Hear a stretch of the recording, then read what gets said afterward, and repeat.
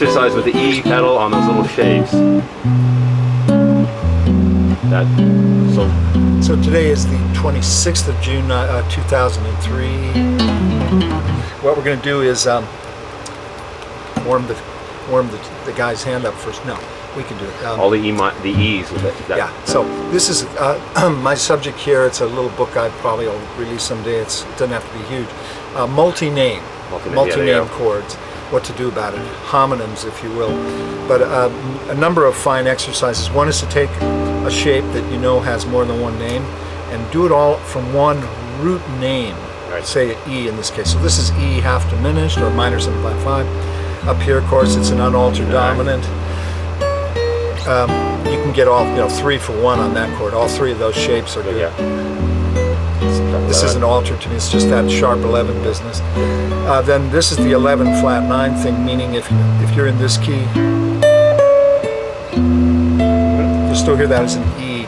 Down here it sounds like Naima, a G, kind of Spanish dominant or something. Anyway, so E, then 2 frets up is your melodic minor, and then 1/2 step up is your altered dom. They're all E chords.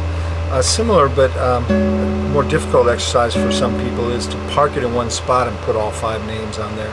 Changing the bass note. Just change the bass, yeah. So, you'll see the most normal sound would be maybe that or this itself. This is very normal. The 2 funny dominants are going to be this one. Yeah. If we were in a minor key. If we're in a major key like Bill Evans plays,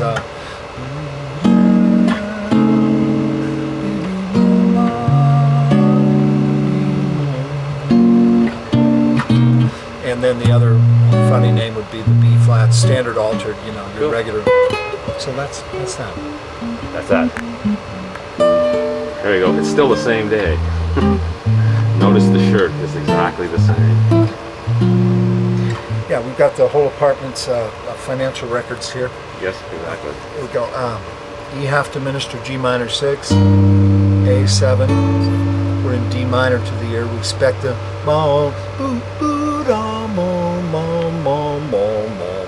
we expect all that next, but we give it D7, which is the common Bach trick of take your tonic chord and make it a dominant flavor, which gives you the key of 4 region instantly. If you play another dominant, you're a whole step down from where you began. We were in this key. By doing this, that gives us this key. So we're in C minor now. So when we go, we're duplicating the voicing that we just played, but that's to keep the chain of sound. Could have bailed on this and not played another G7. I just chose to play a C minor 7 and F minor 7.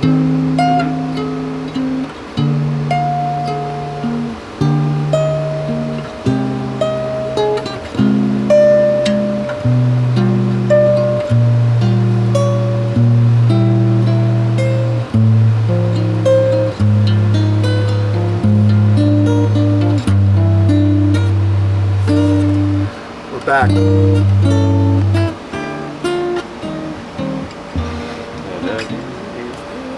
Cool. Sounds out of tune, unfortunately. Nice. You hear that in his organ music and his large form pieces is where you get to hear him do all that stuff. And obviously you can fill it out and with melodies, melodize, and of course resolve to wherever the hell you want. Go to where it expects. Or a great study is to just build it slowly. Start with, say, your 2/5 in minor. Minor's always so great to the ear. Find a good resolution. I like minor 6 chords, so for me this would. Right.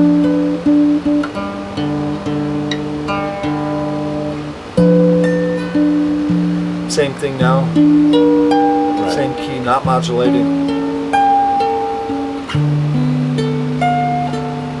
It's not particularly indigenous to any era. That still goes on now, that sound, and it certainly was a big deal in the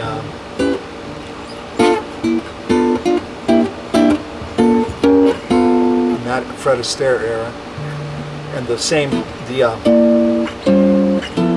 his been in jazz ever since the late 50s.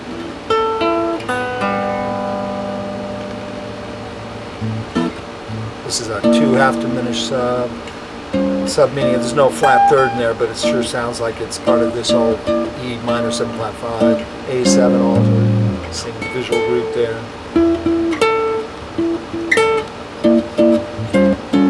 And this is the, I mean, same kind of flavoring as, it's just a lot more modern because of the voicings, but it's still a minor key. So you got, of course, go back and do all those with a flat 9 in your 5 chord too, because you'll only be changing one note, and sometimes that's just all it takes. So here it would have been,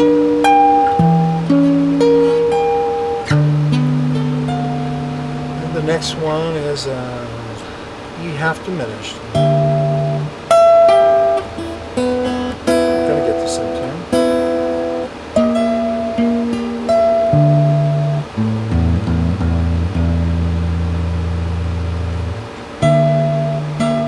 A7 now. I wish I could play this, but I know I can't. I mean, I'll screw it up. So I got to change all my fingering and put this A7 down. And then we have this one too. Resolution chords. Blah. 110. I'll play the flat one.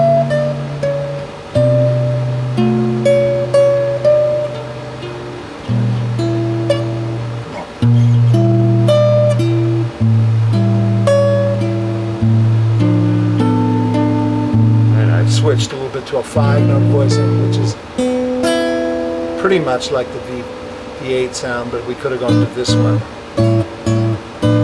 But I didn't want the bass to stay and not have enough move, so by doing this, I don't know, just every now and then you'll know that you're not going to get enough motion in the 4 voices, so you switch over to 5. Exactly, or thin it down to 3. How often do you, I mean, I'm imagining you freely switch between the voicing groups at random. I mean, you do studies in one group for a while until they're friends, and then you just make music and whatever happens, especially if you're doing, as you said earlier, I mean, you're going to be in all kinds of sizes when you're doing contrary mono's favorite. You ever watch him on Conan? No. This guy, one of the great American guitar players, can play so much, and he arranges for that band. They sound huge. It's 7 guys, but it sounds bigger. Yeah. Chromatic voicing. Yeah, and a jazz blues in G. I'll speed it up.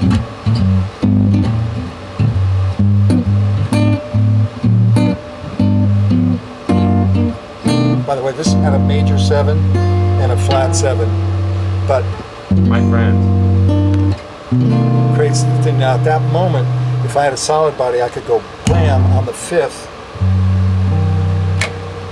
I have to get the treble in there. All those notes can be done on top of this. So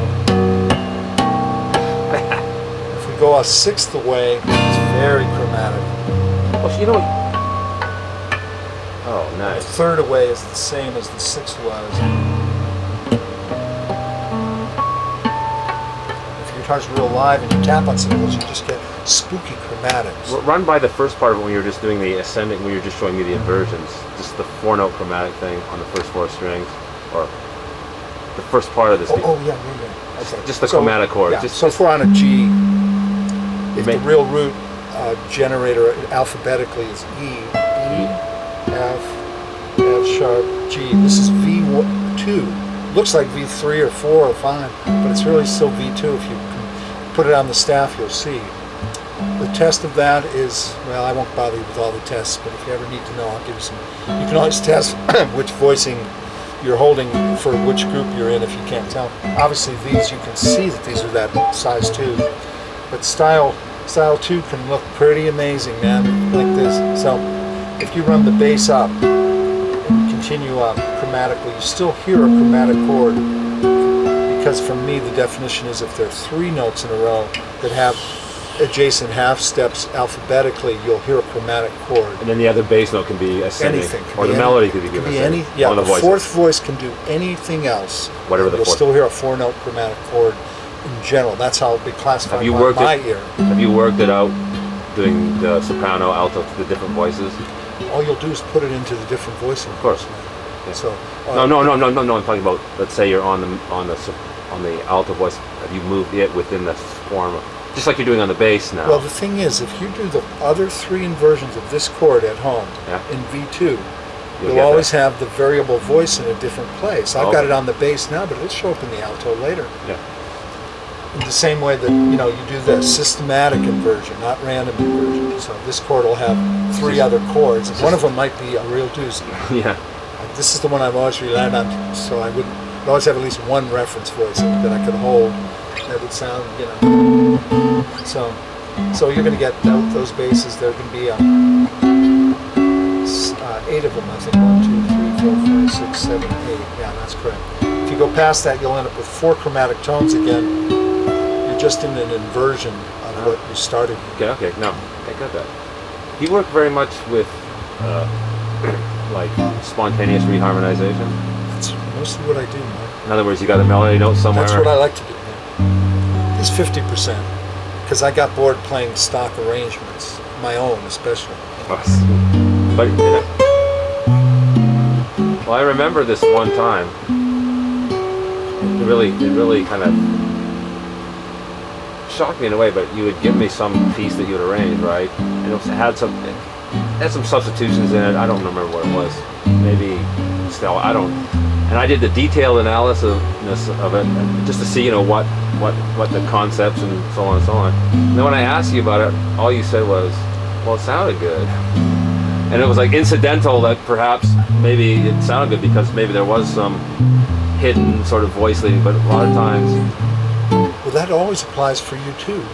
That'd be the appropriate answer if your student great. said, "Why did you choose these chords?" I liked it. There's an understanding of why you might have been led to it, but you ended up playing it and choosing it, because you can play a lot of things as you're experimenting, and it makes sense. You were led to it. Oh yeah, that would work. I don't like it. Yeah. I mean, so you still end up. The bottom line is right. we're just choosing these things that sound good to us. Well, it influenced me a lot. So. Oh, great. So when you have, yeah, ready? Is it going to give you a date stamp on there? Okay, now you can date it, time it, stamp it. Whoa. There we go. 24th day, 7th month, 3rd year of the millennium. In the year of our Lord. Chromatic lines that inflect towards blue tones or stable tones are certainly largely a part of blues. So if you take a stable scale that's associated with being available for usage in blues, the Mixolydian, for guys that love it and love blues, they find ways to bend notes and stuff, to make it real bluesy. So when we went, that was just embellishing these thirds here. If you further embellish with a chromatic, normally that's a blue tone if you want it to be. So when you play, it's kind of compounding it. And this next third, we were melodically elaborating that. So we have passing tone, neighbor tone, chord tone embellishment, continuing the line downward, so it sounds like tonic minor, which is part of the availability of blues sounds, because it's so much like the 4 dominant, right, which I prefer to think of as the blue dominant. So this kind of tranquil note, this natural 9 with no third or anything, you do hear it in Ravel's music a lot, just to cite one guy. So I'm working backwards now.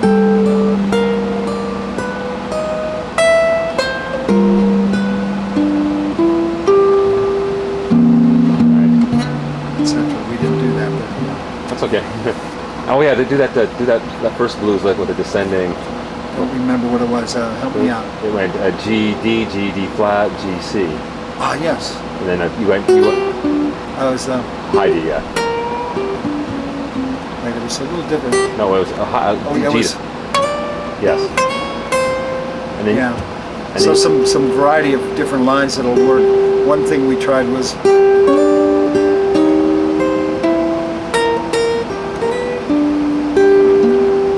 Same thing, more chromatic. wait longer to get to there.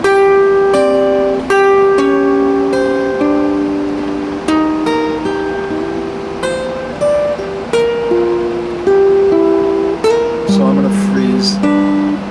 Yeah, that's yes. So it's a matter of you either setting it up or just see what happens.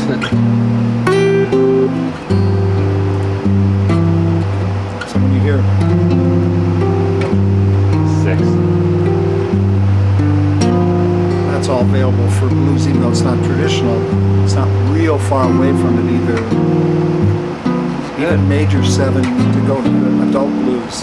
Yes, the Starry Monday thing or whatever. Last thing.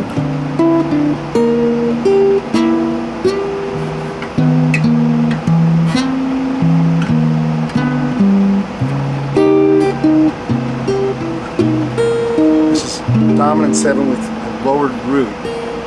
It's really a major 7, but I mean normally we don't sit around all day and go, because these notes coupled with that isn't what people like to hear usually, but the context of hearing In the yes.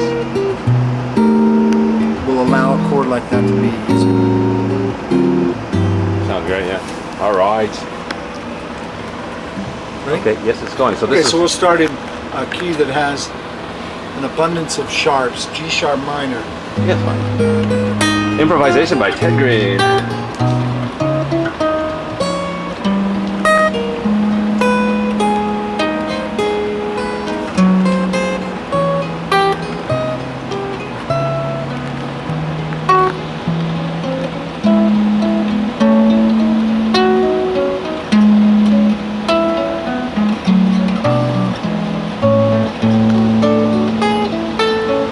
So we're eliminating sharps as we go. We went to 4 sharps. Now we're in 3 sharps.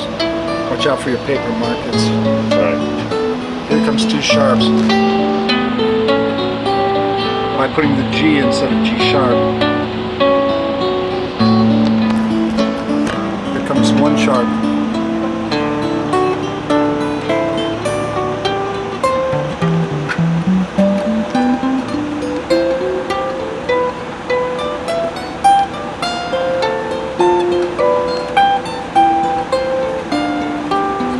So obviously we're in no sharps now.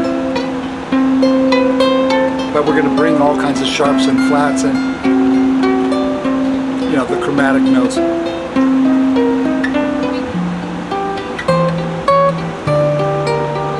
We're in 1 flat now.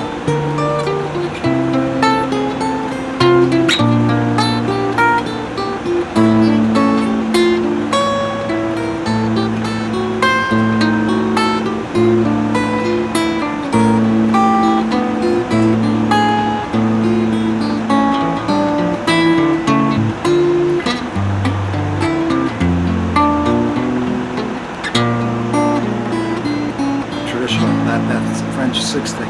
Anyway, Good, there you go. Now I'm warming you up for later. it's true. I can feel myself. You know, it just heats the body up, man, to practice this